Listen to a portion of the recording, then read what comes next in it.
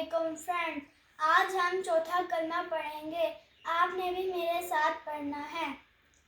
اعوذ باللہ من الشیطان الرجیم، بسم اللہ الرحمن الرحیم. چوتھا کلمہ توحید.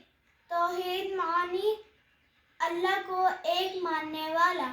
لا الہ الا اللہ وحدہ لا شریک لہ لہ الملک ولہ الحمد یحیی ویمیت وہو حی لا یموت ابدا ابدا ذو الجلال والاکرام بیدہ الخیر وہو علی کل شیء قدیر.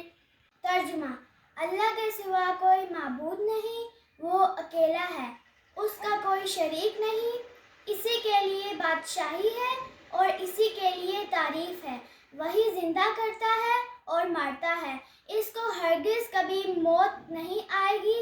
بڑی جلال اور بزرگی والا ہے، اس کے ہاتھ میں بھلائی ہے اور وہ ہر چیز پر قادر ہے. جزاک اللہ خیرا.